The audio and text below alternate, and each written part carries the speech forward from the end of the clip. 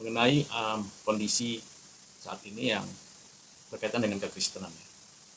Ada banyak orang yang mungkin kecewa atau kesal atau tidak senang atau bingung bahkan atau heran ya.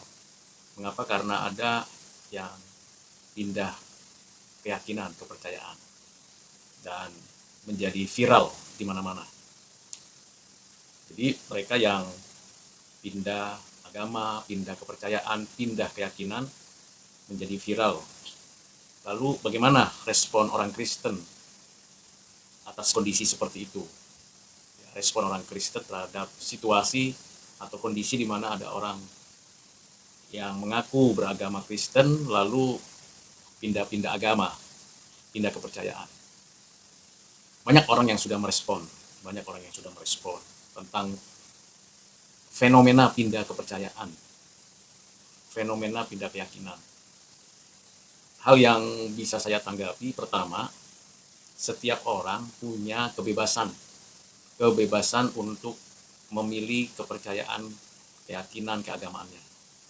Jadi hak atau kemauan seseorang tidak bisa dibatasi. Itu tanggapan pertama. Jadi kebebasan beragama, kebebasan memilih agama merupakan hak yang harus kita hormati dan hargai. Yang kedua, dari sisi kekristenan, kalau ada orang yang pindah agama dari Kristen ke agama lain, tentu ada sebab atau penyebab, entah itu sebabnya bersifat pribadi atau karena memang kondisi situasi lingkungan. Jadi ini memang perlu dicermati dengan baik, sehingga tidak gegabah kita memberikan pendapat atau pemikiran. Jadi perlu memperhatikan apa yang menjadi alasannya seseorang itu pindah keyakinan, pindah kepercayaan. Bisa karena uang, bisa karena jabatan, bisa karena kenyamanan, bisa karena penerimaan, atau pada dirinya bisa karena memang dia tidak memiliki kemampuan atau pengalaman di agama sebelumnya, di kepercayaan sebelumnya. Itu yang kedua.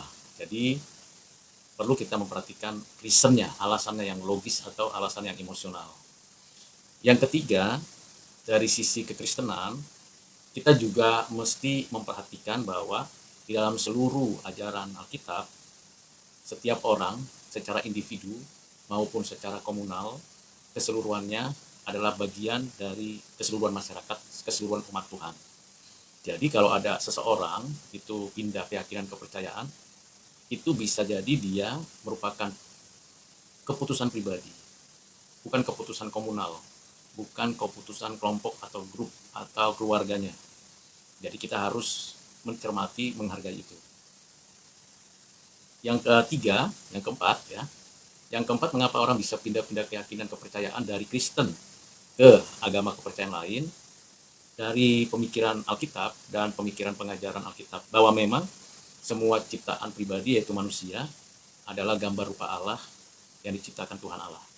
Tetapi semua yang diciptakan Tuhan Allah itu ternyata tidak semuanya menerima dan mengalami hidup yang kekal.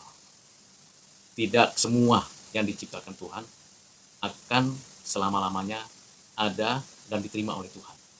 Sekalipun beragama, sekalipun berbuat baik, sekalipun seolah-olah fenomenanya suci. Mengapa? Karena di dalam Alkitab memang dituliskan ada Habel yang diterima persembahannya, ada Kain yang ditolak. Ada banyak orang yang dihukum dengan air bah, tapi keluarga Nuh dan Nuh sendiri yang diterima Tuhan. Ada Ismail yang tidak dijadikan anak perjanjian, tetapi Ishak-lah yang dijadikan anak perjanjian karena dilahirkan oleh istri Abraham. Dan ada banyak lagi kisah di dalam Alkitab yang menggambarkan bahwa memang ada manusia yang diciptakan Tuhan Allah, semuanya, tetapi tidak semuanya menerima belas kasihan, pengampunan, dan beroleh keselamatan. Ini fakta. Sampai sekarang fakta itu ada. Ada orang yang tidak percaya kepada Kristus sampai akhir hidupnya. Ada orang yang di akhir hidupnya percaya kepada Kristus. itu sebuah kenyataan yang tidak bisa dibantah oleh siapapun. Nah, itu bagian pembahasan tanggapan dari yang keempat. Yang kelima, kalau ada orang yang pindah kepercayaan dari Kristen ke agama kepercayaan lain, kita harus sabar menunggu waktunya sampai kematian tiba. Karena kita tidak punya hak atas orang yang masih hidup itu tentang nasib kekekalannya. Bisa saja dia pindah ke agama A, ke agama B, ke agama C, ke agama D, ya bisa saja pindah. Tetapi pada akhir hidupnya apakah dia kembali kepada panggilan semula untuk percaya kepada Kristus? Ini yang perlu kita tunggu, sehingga saya, saudara, tidak punya hak, tidak punya otoritas untuk menentukan nasib kekekalan seseorang. Ini penting, yang kelima ini. Yang berikutnya yang keenam. Nah, yang keenam ini menjadi alasan yang perlu untuk diperhatikan bagi kita sekalian. Yaitu kalau ada orang yang pindah kepercayaan dan pindah keyakinan, bisa jadi orang itu selama ini sudah mencicipi atau menikmati atau mengalami suatu kehidupan seperti orang Kristen, seperti orang percaya. Ikut ritual dibaptis, ikut ritual perjamuan kudus, ikut ibadah aktif di gereja, bahkan ada yang berjabatan pendeta, tetapi akhirnya murtad, tidak percaya kepada Tuhan. Nah, yang keenam ini mesti benar-benar kita simpan di hati, tidak perlu diumbar, tidak perlu diceritakan kepada pihak lain, karena yang keenam ini rahasia Tuhan. Apa itu? Bahwa ada sebagian orang yang memang diciptakan Tuhan, Tuhan menciptakannya di dalam kasih, kebaikan, kemurahan hatinya, Tuhan memberikan hidup kepada orang itu, tetapi di akhirnya memang karena perbuatan berdosanya, kejahatannya, dan tanpa anugerah Tuhan, dia akhirnya memang pada keadaan dihukum Tuhan untuk selamanya. Sekali lagi yang keenam ini mesti kita harus hati-hati dan cermati. Jadi itu disimpan di hati, tidak perlu diumbar, tidak perlu dibicarakan. Kecuali kasus-kasus yang memang ada di dalam Alkitab. Nah, di dalam Alkitab itu ada kasus yang sangat kontroversial dan sangat sulit untuk dibuat semacam langsung keputusan, kecuali kalau kita memperhatikan bagian-bagian penting dari ayat-ayat Alkitab.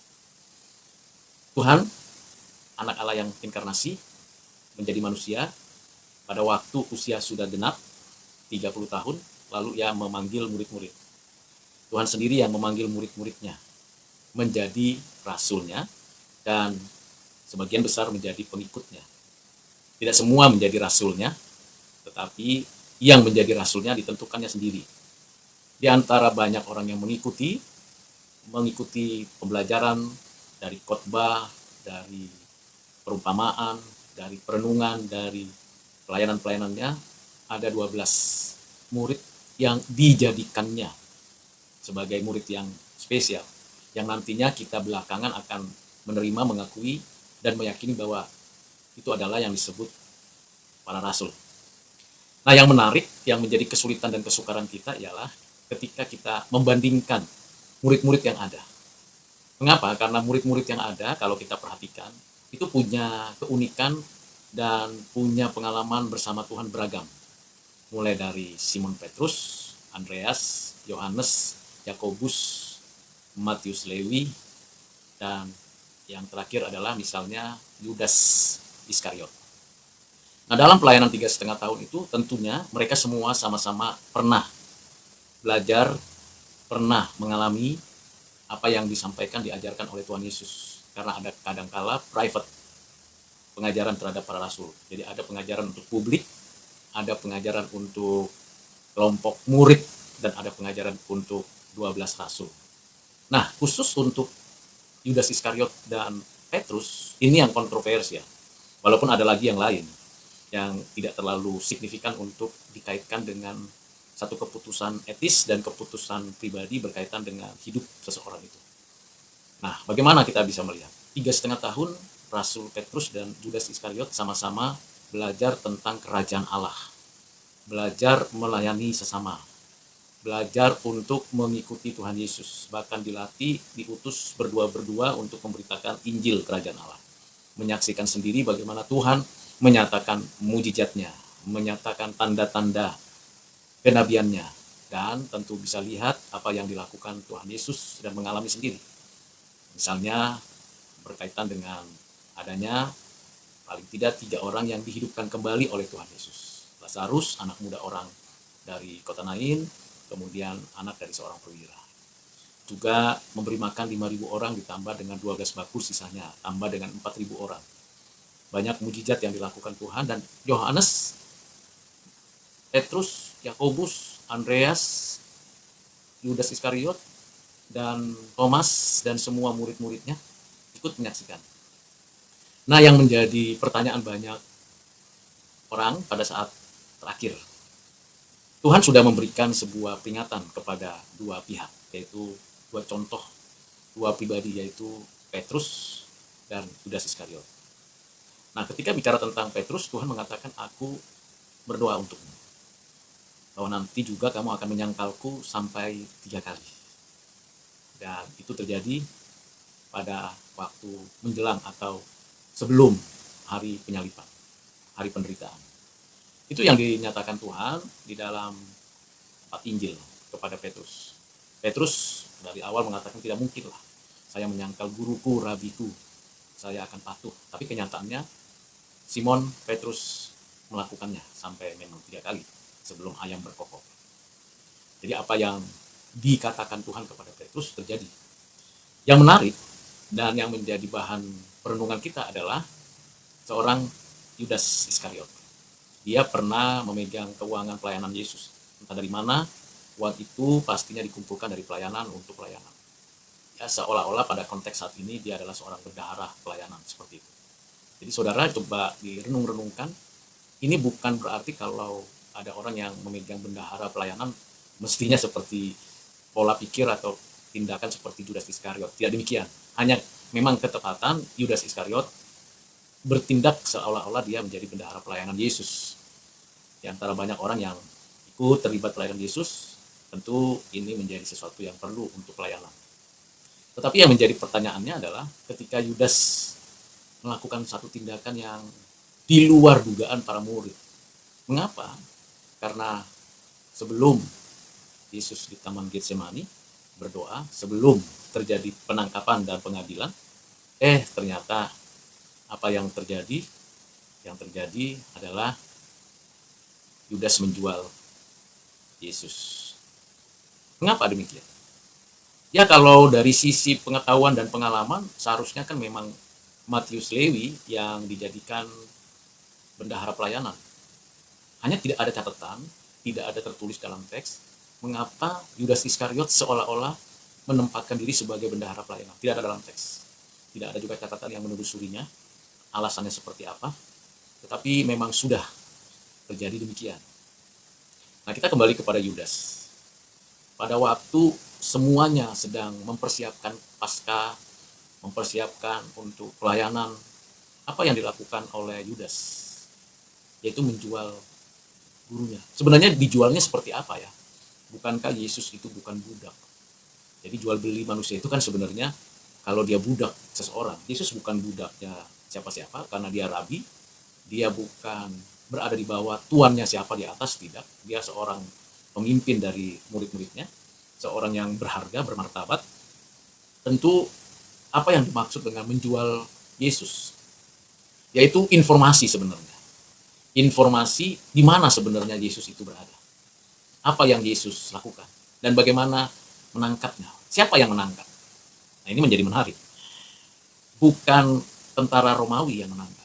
Mengapa? Karena secara sosial dan secara perilaku Yesus tidak membuat kerusuhan, tidak melakukan tindakan pemberontakan kepada kerajaan Romawi yang waktu itu di bawah kekuasaan Herodes dan Pilatus. Tidak, Yesus mengajarkan kerajaan Allah. Yesus mengajarkan apa yang dikehendaki Bapanya kepada murid-murid, kepada umum. Jadi, siapa yang menangkap dan atas alasan apa ditangkap? Pertanyaan ini menjadi menarik sekali karena ternyata yang mengadukan atau yang tidak suka dari awal pelayanan Yesus, yang tidak senang dari mula pertama pelayanan Yesus adalah ahli-ahli Taurat, orang-orang Farisi. atau mereka yang memiliki jabatan keagamaan. Jadi ini sesuatu yang berbeda dengan penangkapan Barabas yang adalah penjahat, yang akhirnya nanti menggantikan kondisi Yesus yang harusnya tidak ada kesalahan dibebaskan, tapi Barabas yang dibebaskan. Nah, apa yang terjadi? Jadi dicarilah segala hal yang menjebak Yesus. Ini pembelajaran saudara, hati-hati ketika kita berhadapan dengan tokoh-tokoh agama, orang-orang yang merasa pintar dengan agamanya, atau terusik dengan keagamaannya, atau merasa tersinggung dengan keagamaannya, hati-hati, jangan sampai kita terjebak atau dijebak. Yesus berkali-kali dijebak, tetapi tidak berhasil. Tidak berhasil, baik itu dia dalam pelayanan, dalam pengajaran, dan kenyataannya demikian. Karena memang ketulusan, kejujuran, hikmat, kuasa, otoritas yang dikerjakan oleh Yesus Kristus memang tidak bisa dicari alasan untuk dijadikan suatu tuduhan. Ada beberapa yang menjadi alasan orang Farisi, orang ahli Taurat, dan orang-orang yang di bidang keagamaan. Ketika dia sendiri mengatakan, Yesus, bahwa aku dan Bapa adalah satu, aku diutus oleh Bapakku, dan aku adalah ego eimi. Yahweh, I am who I am. Dan bahkan ia menyatakan pengampunan kepada orang yang berdosa, dan menyatakan kuasa Tuhan dengan begitu terbuka dan vulgar, sehingga orang lain yang punya posisi, punya jabatan, yang tidak pernah bisa melakukan itu. Seorang pemimpin ahli Taurat tidak pernah berani berkata, aku mengampuni dosamu dan Tuhan sudah mengampuni dosamu. Seorang ahli Taurat yang pintar beragama, pintar berdebat, cari cara dengan segala kelicikannya, tidak menemukan kesalahan yang fatal yang membuat Yesus harus ditangkap itu, kecuali pernyataan-pernyataannya yang menunjuk bahwa dia setara sehakikat dengan Allah Bapaknya, dan dia yang menyatakan diri sebagai ego eimi. Dia menyatakan diri yang bisa mengampuni orang lain. Nah, ini adalah tuduhan-tuduhan yang sifatnya yang disebut blasphemy, menista agama, menista kepercayaan orang Yahudi, kepercayaan orang Farisi, dan sebagainya. Nah, ini tentu membuat orang-orang Farisi cari cara bagaimana caranya. Orang ahli Taurat cari cara bagaimana caranya menangkap Yesus. Nggak ada sesuatu yang bisa dijadikan langsung. Kalau mau diadukan dan diadili, apa kesalahannya? Nah, disinilah peluangnya mesti dari dalam. Jadi musuh yang terbesar itu orang dekat biasanya. Orang dekat, nggak orang jauh. Jadi ini pembelajaran juga bagi saya dan saudara. Yang jauh belum tentu itu musuh. Penipu atau yang licik. Bisa-bisa yang dekat, yang sehari-hari bersama kita, itu yang seringkali menjadi yang melakukan kecurangan dan kelicikan dan memfitnah dan melakukan tindakan kejahatan. Nah, siapa yang paling memungkinkan untuk bisa melakukan itu? Ini dari sisi kita lihat alur ceritanya. Di akhir pelayanan, Yesus bercakap-cakap kepada murid-muridnya, dan ternyata ada satu orang yang sudah punya rencana, yaitu Yudas Iskariot. Apa rencananya? Yaitu memberi bocoran, memberikan informasi di mana Yesus Kristus berada, dan apa yang dilakukan Yesus Kristus, dan bagaimana melakukannya.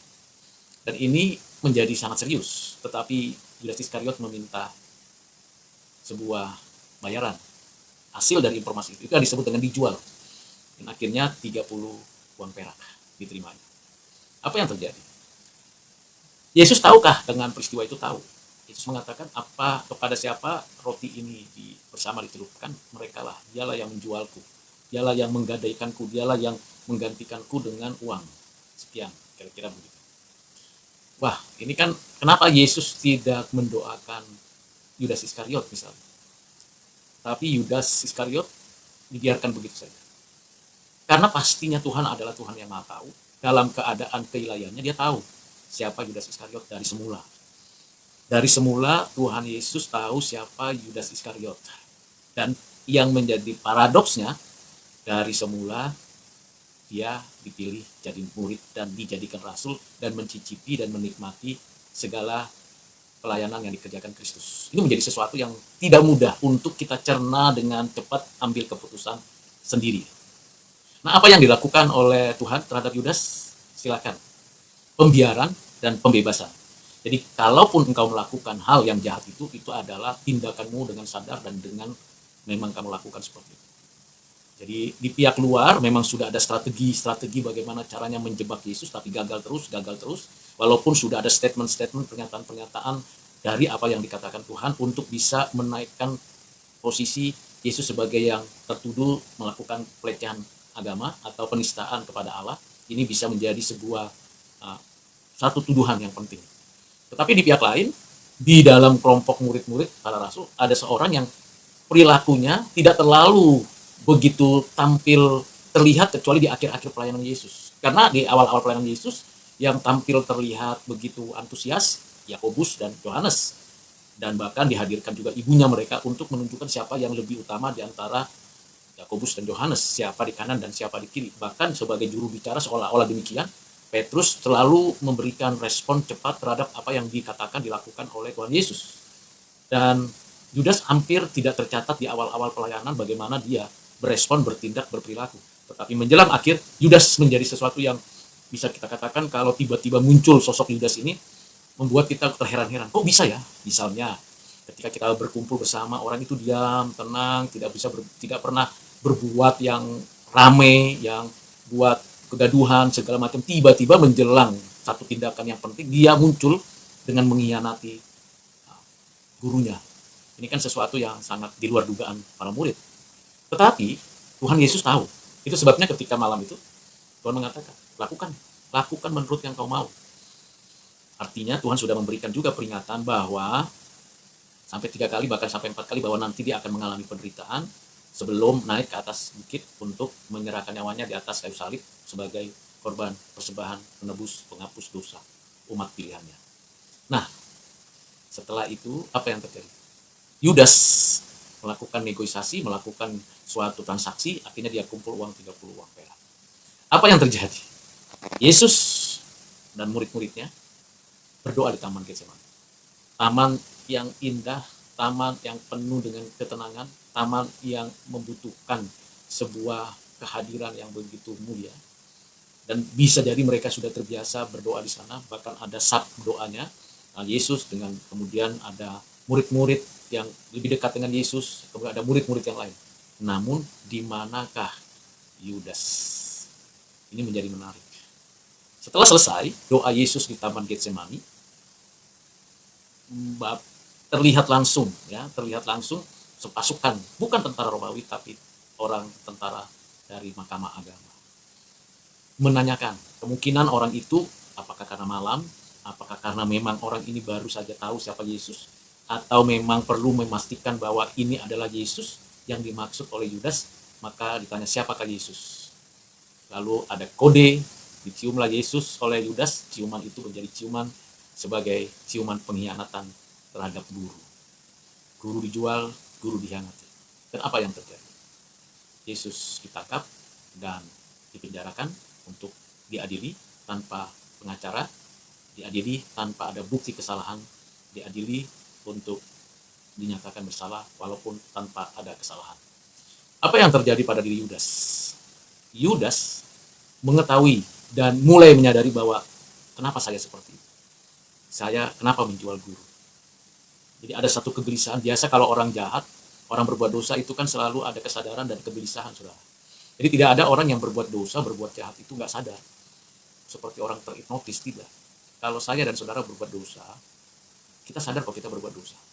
Ada semacam suatu suara atau suatu tanda kegelisahan atau kecemasan atau stres atau tekanan di dalam batin, di dalam pikiran. Dan itu yang membuat Yudas Iskariot uang 30 uang perak itu dilemparkan. Saya nggak mau lagi nih. Saya menyesal. Tapi sayangnya penyesalannya berhenti bukan datang kepada Tuhan. Karena memang dia dari semula tidak teguh pendiriannya. Tuhan tahu itu. Dari semula dia memang orang yang tidak serius sungguh-sungguh ikut Tuhan. Bagaimana kita tahu? Ya karena penyesalannya bukan datang kembali untuk berjumpa dengan teman-teman yang satu komunitas rasul, komunitas murid-murid, tapi dia sendirian dan akhirnya mengambil satu keputusan yang fatal dan menakutkan, yaitu mati bunuh diri. Ya memang ada 2 angle kematiannya, lalu dia dari bunuh diri, lalu dia jatuh, dan akhirnya dari tali yang dia ikatkan dia mati, lalu dia jatuh dan perutnya terpecah. Jadi ini suatu peristiwa yang sangat tragis, seorang murid yang ikut Tuhan bertahun-tahun dan menikmati, menyaksikan di akhir pelayanan gurunya, di akhir pelayanan Tuhan di atas bumi, dia justru mengkhianati, menjual, dan akhirnya dia mengambil satu keputusan dan tindakan yang di luar nalar dan di luar perkiraan siapapun. Kalau dia lari pergi begitu kemana saja, dan akhirnya dia tidak mau karena malu, atau karena dia sudah terjebak, udahlah saya pergi sajalah ke kelompok yang lain, ke kelompok orang-orang yang mau memberontak kepada pemerintahan kerajaan Romawi, atau dia mau jadi antek-anteknya Herodes atau Pilatus seperti itu, atau dia menjadi orang biasa sajalah sudah. Tidak, persoalannya sudah dalam kondisi ketakutan, kecemasan, kengerian, dan dia tahu betul bahwa dia sudah bersalah dan berdosa kepada Tuhan. Tidak ada jalan keluar. Tidak ada jalan keluar. Dia bunuh diri dengan kesadarannya sendiri, melakukan kejahatan final pada dirinya, yaitu bunuh diri. Menakutkan. Dan setelah ditangkap Yesus, ya, kemudian malam itu ada diadili ke Pilatus, ke Herodes, bolak-balik gitu, ke Kayafas, ke Hananas. Jadi bolak-balik ke 4 orang ini, ya, Yesus diadili.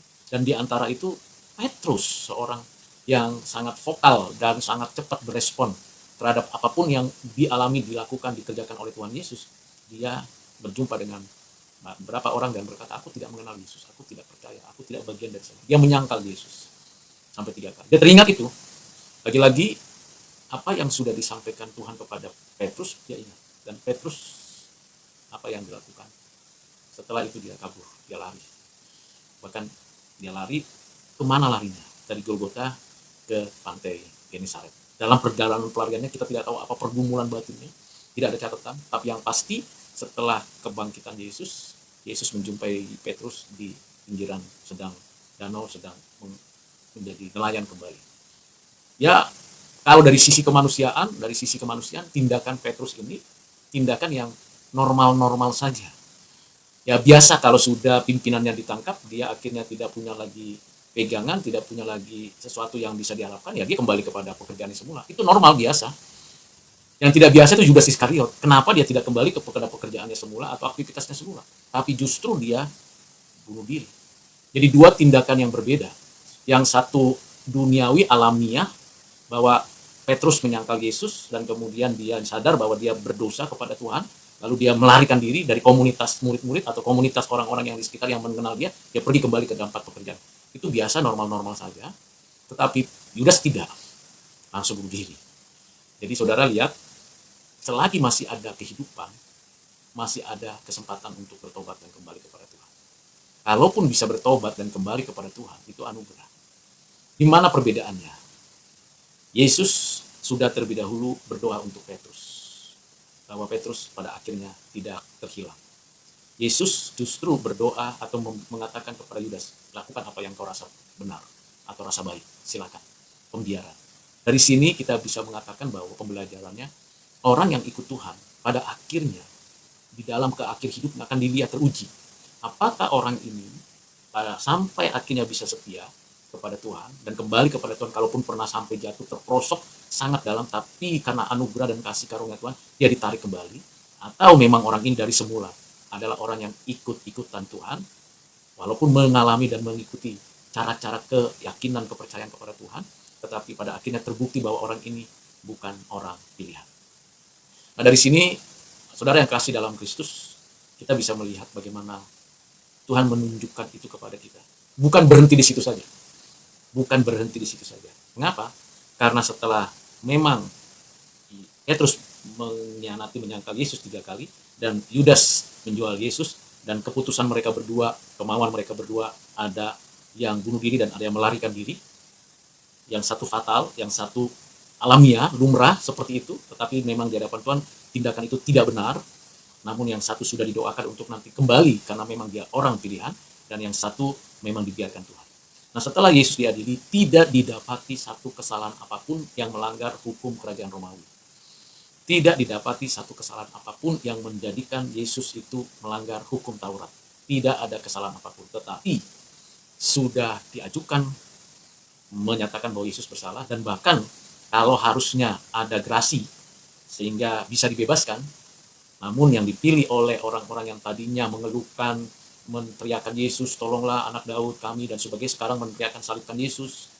Orang-orang yang dulunya berinteraksi, berkomunikasi dan mendapatkan berkat tetap mengatakan salibkan Yesus. Jadi Yesus bukan hanya diadili oleh tokoh-tokoh agama, bukan hanya diadili oleh militer, oleh imam, oleh rakyat, oleh massa, oleh orang-orang dekat, dan tidak didapati kesalahan. Nah, pada momen itu ada satu keputusan gerasi. Dan keputusan gerasi ini membebaskan Yesus dari semua dakwaan, tuduhan, dan sampai dia bisa bebas. Namun, desakan majority ini yang membuat keputusan berubah. Jadi, perlu diperhatikan menjadi pembelajaran. Kadang-kadang, satu keputusan itu dipengaruhi oleh massa, oleh mayoritas. Bukan karena pada dirinya keadilan ditegakkan, tidak. Ini berlaku sepanjang zaman di segala tempat, di segala bangsa, di dalam semua sistem. Kalau sudah massa bergerak, terjadi revolusi, suatu tindakan terjadi, maka keputusan adalah keputusan bukan karena hati nurani lagi, bukan karena berdasarkan keadilan yang benar, bukan berdasarkan kesucian yang baik, bukan karena itu, tapi karena desakan dari mayoritas. Salibkan Yesus. Siapa yang digerasi kalau gitu? Karena sudah ada satu kebiasaan harus diberikan gerasi. Nah, yang diberikan gerasi siapa? Yang diberikan gerasi adalah seorang yang namanya Barabas. Penjahat, benar-benar penjahat. Dan dia bebas, Yesus disalibkan. Di atas kayu salib, apa yang jadi lagi peristiwa? Hampir mirip formatnya, polanya, yaitu ada penjahat dua-duanya penjahat di sebelah kanan Yesus dan di sebelah kiri Yesus. Yesus bukan penjahat. Yesus dia ada di antara para penjahat. Yesus dijadikan tertuduh dan melakukan kejahatan, tapi dia tidak selamanya bukan orang jahat.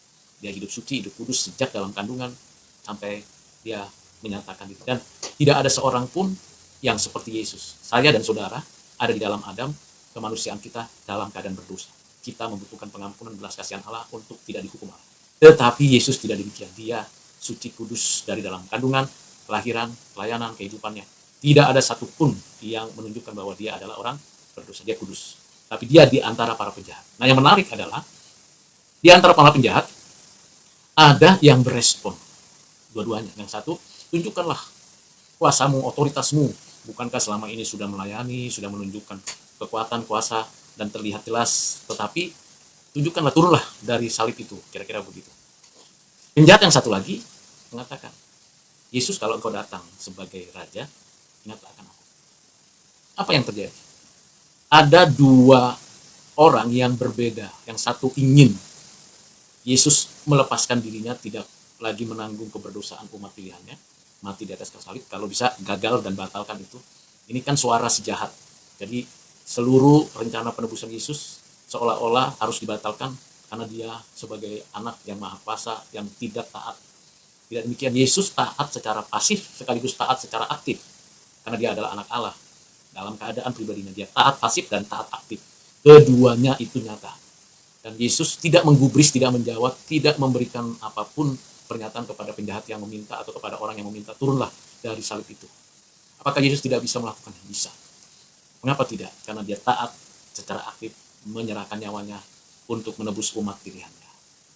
Nah, penjahat di sebelah satu lagi mengatakan, seperti yang tadi saya katakan, bahwa Yesus kalau ingat akan aku, kalau engkau datang di gereja, ingat akan aku ya. Kira-kira ini permohonan, ejekan, atau ketulusan hati.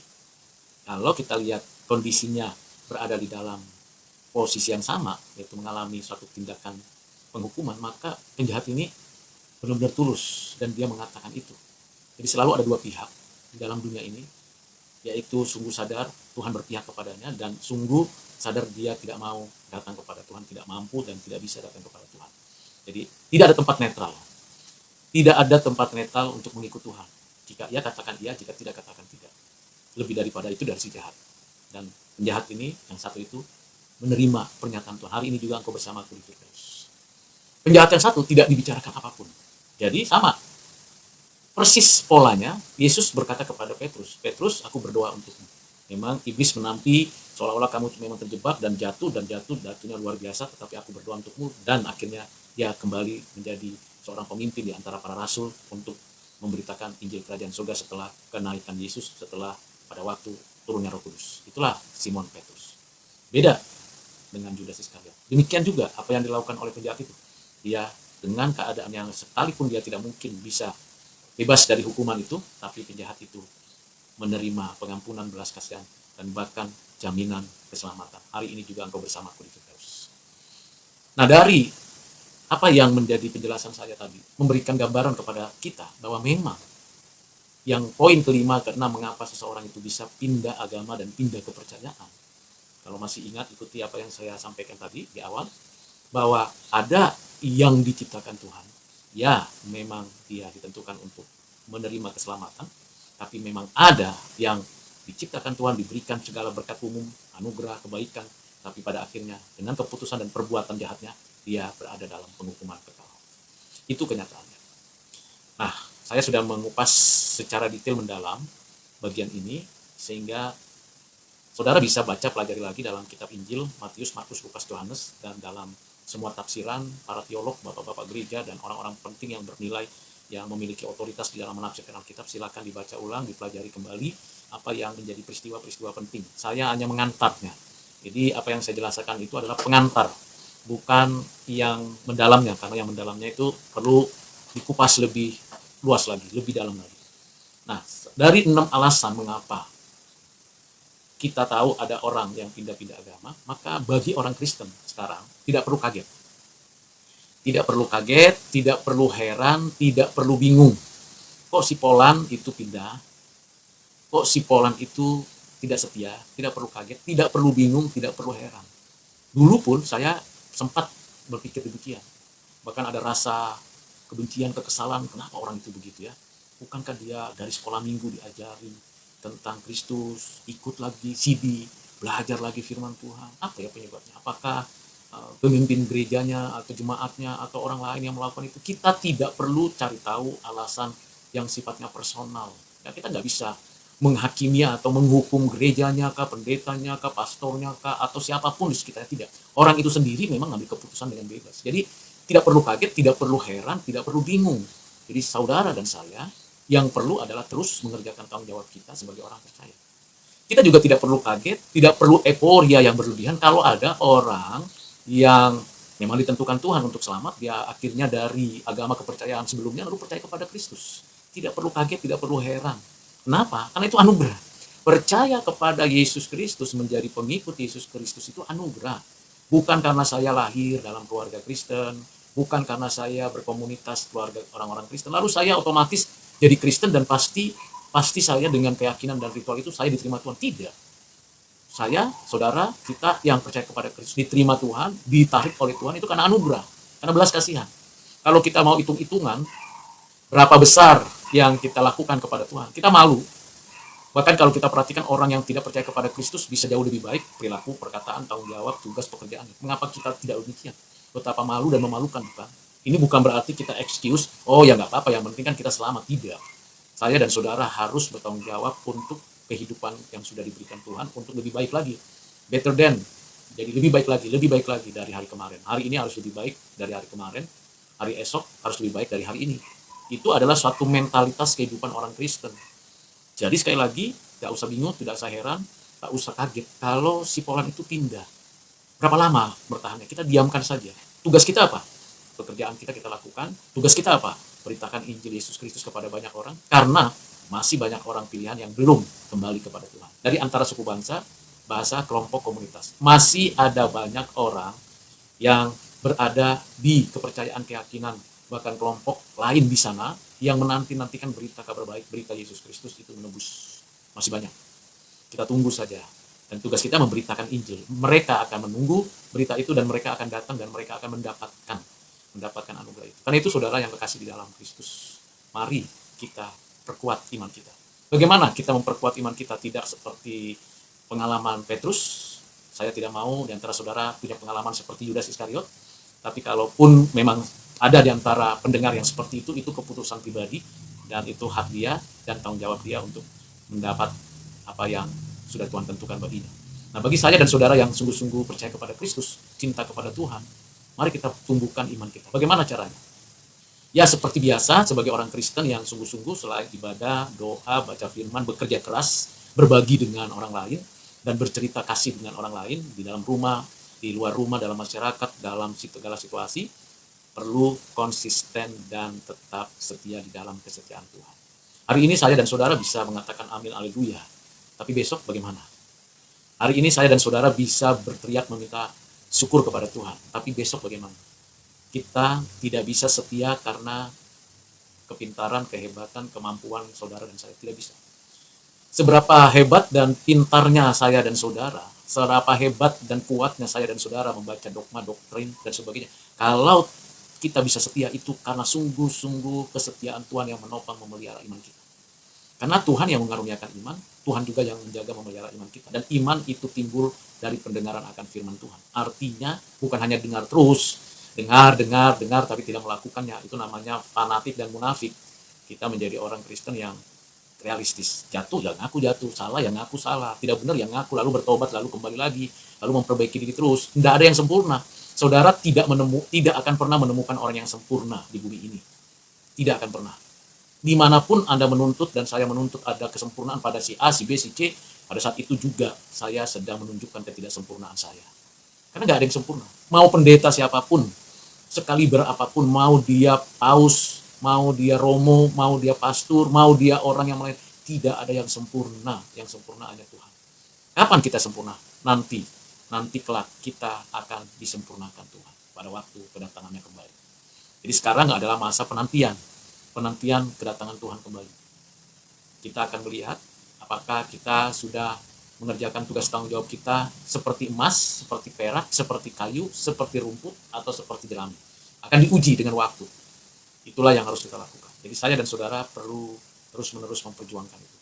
Pasti gagal? Pernah. Kalau saudara nggak mengaku pernah gagal, itu namanya munafik. Kalau saudara dan saya tidak pernah mengaku bahwa saya pernah jatuh, itu namanya munafik. Kalau saudara terus ngotot, akhirnya saudara membela dogma, doktrin, ideologi menjadi bagian dari hal itu. Dan itu bukan ajaran Kristus, bukan ajaran Allah di dalam perjanjian lama dan perjanjian baru. Kita realistis dan terus maju, melangkah, bertumbuh. Kadang waktu bertumbuh, ada ulat, ada benalu, ada kutu yang merusak pertumbuhan hidup kita harus singkirkan. Jangan pelihara, walaupun kita memang kadang-kadang tanpa kita minta itu muncul lagi. Jangan pelihara dosa lama, jangan lakukan hal-hal yang buruk. Jadi saya sudah menjelaskan bagian-bagian penting dalam konteks saat ini, isu-isu yang berkaitan dengan kekristenan. Kiranya Tuhan menolong saya dan saudara untuk terus bertumbuh, berakar, berbuah bagi kemuliaan Tuhan Yesus. Amin.